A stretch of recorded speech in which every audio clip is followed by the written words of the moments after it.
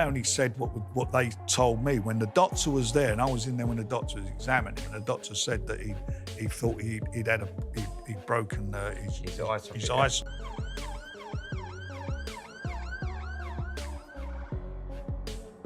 We need to hear it so that people can make up, because at the moment, he's getting absolutely rinsed and there's nothing coming back. So what does that tell you? Well, the thing is, people fill the vacuum with what they want to fill it with. Ran for missing 10 million for missing the fight. So he didn't spar the way he wanted to spar. You think underprepared, like for a fight of that magnitude? Underprepared. Shocking news has just dropped from the boxing world as Daniel Dubois is reportedly hurt badly in sparring and rushed to hospital. This is not normal training drama. This is serious concern at elite level. Now pros are reacting strongly, and the biggest worry is that if the injury is serious, Fabio Wardley's massive fight could be in danger of getting cancelled entirely.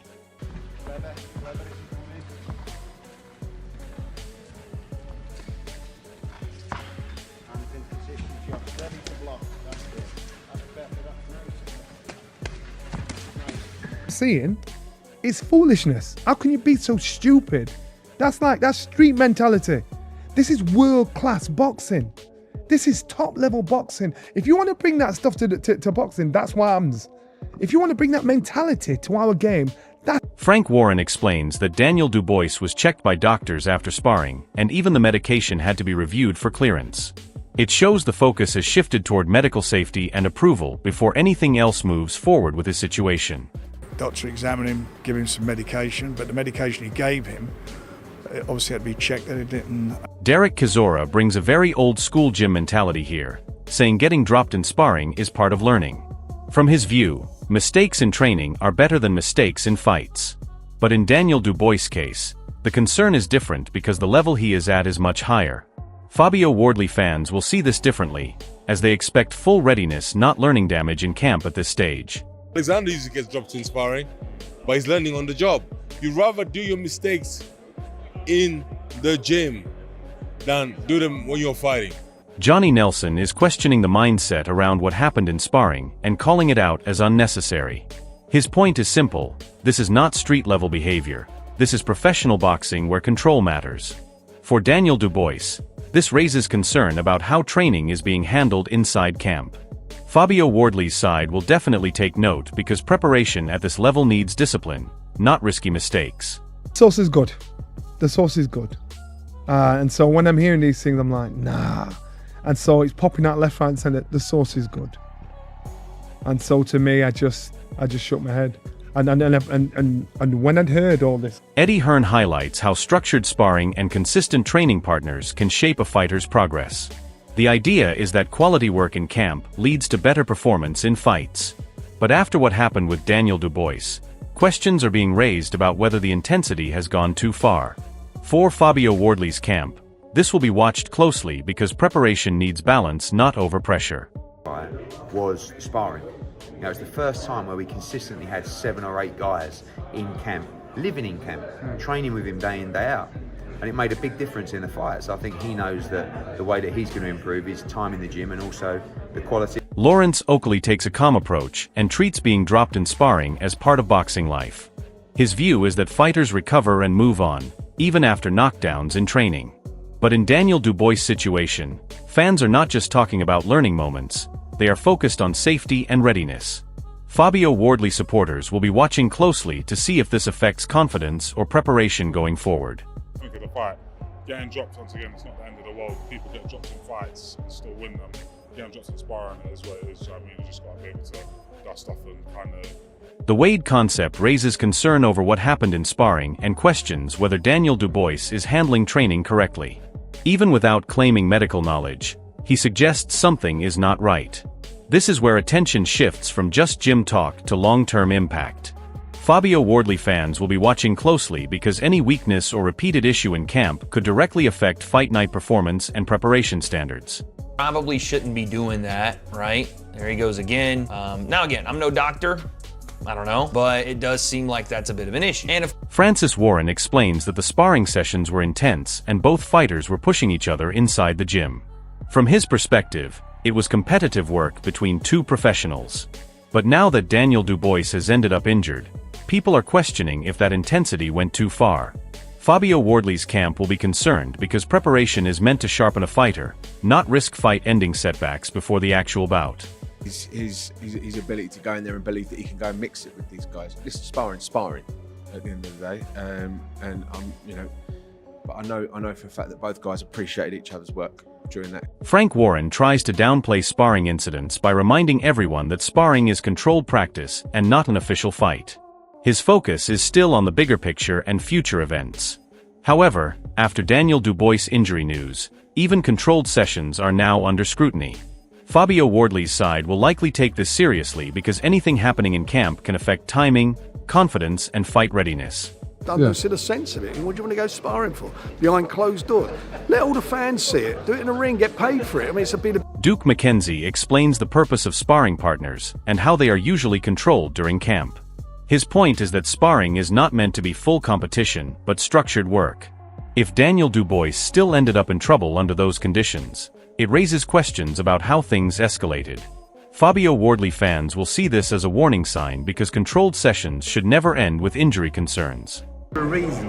When you bring in a sparring partner, they're under orders. And if they're under orders in this particular fight, then these sparring partners have been told under no uncertain terms to go easy. Go through the motions. Daniel Dubois speaks about past sparring experiences and his confidence going forward. He sounds relaxed and focused on improving. But after the recent injury situation, these words are now being looked at differently. Fabio Wardley's team will be paying attention because confidence is important, but so is staying fit and available for the actual fight when it matters most. We sparred like in the beginning of my career, back in those early days. So we've done a few rounds, and you know, I'm sure he's come on since then. So and he's been lucky so far. But I'm looking to take his all. We spar. Lawrence Oakley explains sparring as a balance between learning and testing power. His view is that every gym round has value, whether technical or physical. But in Daniel Dubois' situation, this idea now feels more serious because people are questioning how much punishment is too much in preparation. Fabio Wardley supporters will be looking at this carefully because sparring should build a fighter, not put upcoming fights at risk through unnecessary damage or setbacks. It depends. Sparring's really for learning, but you can also learn to take someone out. The Wade concept breaks down the technical side of Daniel Dubois' style and how he controls distance in the ring. His defensive habits are praised here, especially his ability to manage pressure with timing and movement. But after the sparring incident, fans are now questioning whether his training balance is right. Fabio Wardley's team will study this closely because small defensive gaps in camp can become bigger problems in a real fight. Just frame with his lead hand, keep the distance, which he does such a good job of. If you move forward, he moves back. You cut an angle, he cuts an angle, right? He just mirrors what you do. And the moment you make a mistake or overcommit, he touches you with the lead hand. That's first line. Ade Oladipo highlights Fabio Wardley's rise and how winning the world title has improved his confidence and performance. Beating Joseph Parker showed he can handle tough fights and still deliver results under pressure. This makes the upcoming clash even more important because Wardley is not just improving, he is finishing fights. With Daniel Dubois' situation in sparring, Wardley now looks like the more stable and ready fighter going into this matchup. Have you guys ever sparred each other? Yeah, a long time ago. Yeah? How long ago? What are we talking? 7 years, 8 years maybe. Do you both remember that? Mm-hmm. How did that sparring go? Not that that means anything come fight night. It's a long time ago. You're a different fighter. You're a different fighter. How did that go? I went well, but in the early days, he got the better of me. Yeah? I'll say that. I got no problem with that whatsoever. Do you remember those sparring? Yeah, it's just like he said. He's come on since then now, so. We've grown a lot since then for both parts. I'm nowhere near the fighter I was that many years ago. And in the fights he's had, he's grown and changed and adapted as well. Like, you have to.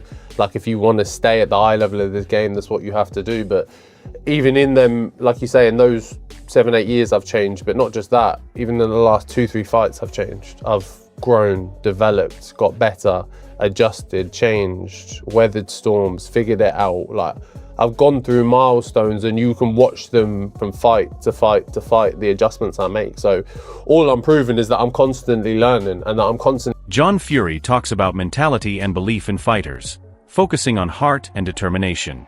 He believes confidence and willpower define champions more than anything else.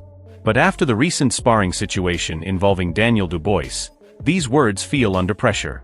Fabio Wardley supporters will argue that belief is important, but it must be matched with preparation and control in camp, especially when facing elite-level opposition. Courage, heart and determination, and his will to win.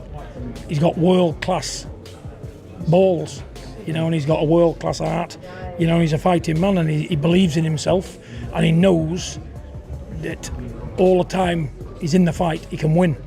Spencer Oliver focuses on mindset as the key factor for Daniel Dubois going forward. He suggests physical strength is not the issue but mental sharpness and belief. After what happened in sparring, this becomes even more important because recovery is not just physical. Fabio Wardley's camp will be aware that confidence and focus will decide how Dubois responds when he steps back into training or fight preparation. It's all about mindset. Dom recognises that it's not about the physicalities with Daniel Dubois. Never has been. Yeah. He's a big, strong guy, and if you get his mind right and he's that self-belief there, and that's what Dom will be working on with him. It's not many that should beat him ever. No. Duke McKenzie breaks down Fabio Wardley's improvement since becoming champion and how much sharper his boxing has become. He also points out that Wardley's jab is now a major weapon in his game. When compared to Daniel Dubois, the focus shifts to technical execution and timing. With Dubois' recent sparring injury concerns, Wardley now looks more polished and consistent heading into what could be a very tactical and important fight. His name because Fabio Wardley's a world champion now in his own right. And that 5% I've just talked to you about, he's 5% better now than what he was before he won the title, because that's what it gives you when you win a world title. Now, he's just beaten Joseph Parker, right?